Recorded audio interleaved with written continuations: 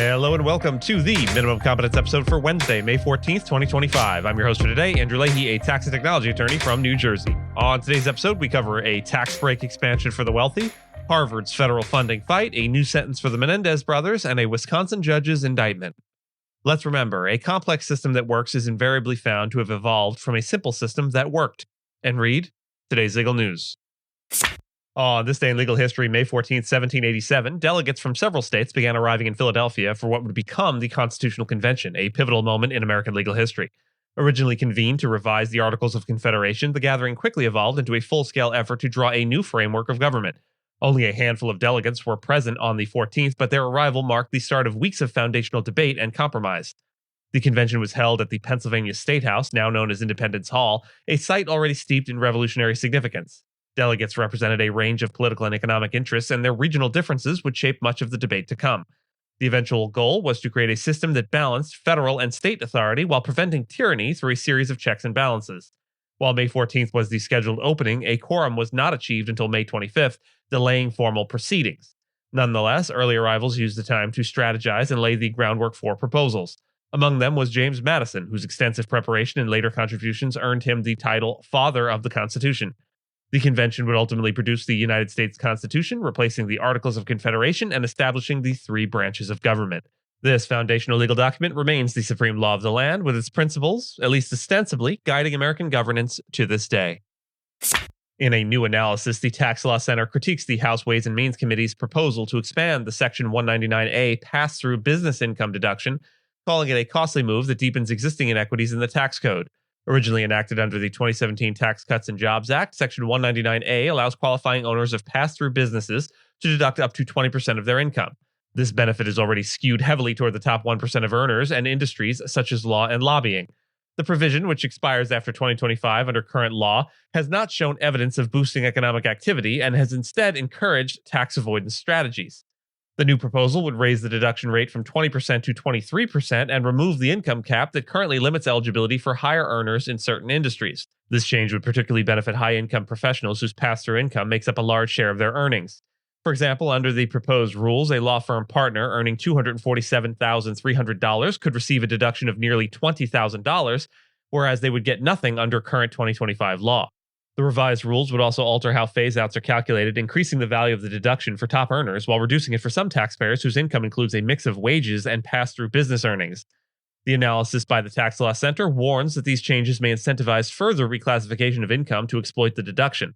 Additionally, the proposal extends the favorable treatment to interest income received through business development companies or BDCs, providing a new tax break for certain investment structures favored by private funds. Harvard University has broadened its lawsuit against the federal government, escalating a legal dispute over the termination of billions in federal funding.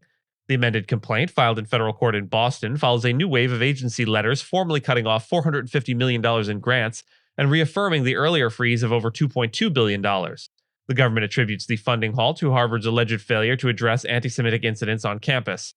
Harvard argues that the funding freeze is an unconstitutional retaliation for its refusal to cede academic control to federal authorities. The university maintains that these actions violate its First Amendment rights, particularly in relation to academic freedom and decision-making in areas like faculty hiring and student admissions. The complaint asserts that the administration is effectively punishing Harvard for not aligning with its political and ideological expectations.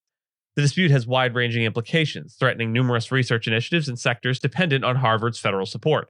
Agencies include the NIH, USDA, DOE, DoD, and HUD have all issued letters stating the university's recent conduct undermines federal priorities, leaving no room for corrective action. Harvard President Alan Garber has condemned the funding cuts as political overreach, warning they jeopardize core institutional freedoms. Meanwhile, a federal task force countered with a public rebuke of Harvard's leadership, accusing it of fostering discrimination and failing to protect Jewish students. A hearing in the case is scheduled for July 21st. A Los Angeles judge resentenced Eric and Lyle Menendez to 50 years to life in prison with the possibility of parole, replacing their original sentence of life without parole for the 1989 murder of their parents. The decision followed emotional testimony from family members, former prison officials, and a rehabilitated inmate who credited the brothers with his transformation. Judge Michael Jessic noted that while the crime was shocking, the brothers' prison records and support from correctional staff and victims' relatives were extraordinary, calling the case a unicorn. The Menendez brothers are now immediately eligible for parole, with a hearing scheduled for June 13th. Their attorney, Mark Garagos, said that the new sentence reflects evolving views on incarceration and rehabilitation. During the hearing, both brothers expressed remorse and outlined plans for continued advocacy if released. Lyle focusing on prison rehabilitation through green spaces and Eric on hospice programs for elderly inmates. The resentencing aligns with the position of former LA District Attorney George Gascon, who had supported a review of their case based on claims of childhood sexual abuse and their youth at the time of the crime. However, current DA Nathan Hochman opposed the change, questioning the brothers' remorse and pointing to a moderate risk assessment in related clemency proceedings. Prosecutors also scrutinized the brothers' past trial conduct, alleging they encouraged perjury and had not been truthful about the events surrounding the murder. Despite this, their family members testified they felt safe around Eric and Lyle both before and after the killings and urged an end to the decades-long public scrutiny. Wisconsin Circuit Judge Hannah Dugan was indicted by a federal grand jury on charges of obstructing proceedings and concealing a person from arrest. The charges stem from an April 18th incident in which Dugan allegedly helped an undocumented immigrant, Eduardo Flores Ruiz, avoid immigration agents by allowing him to leave through a restricted jury door near her courtroom. The agents, who lacked a judicial warrant, were waiting to detain him outside the courthouse. Dugan was arrested on April 25th and has since been temporarily suspended from her judicial duties by the Wisconsin Supreme Court. Her legal team maintains that she is innocent and expects to be exonerated during court proceedings. The case raises questions about the limits of judicial discretion when intersecting with federal immigration enforcement. And with that, as always, I thank you so much for listening to Minimum Competence, your daily news podcast for lawyers. If you're looking for more than Minimum Competence, links to further reading and all the topics touched on today are in the show notes.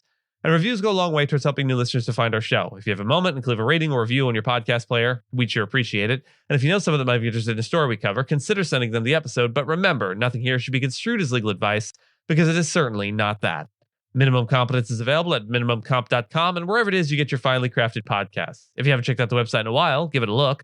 There are complete transcripts and resources for each episode and its corresponding segments, as well as an opportunity to receive new episodes in email, newsletter, form.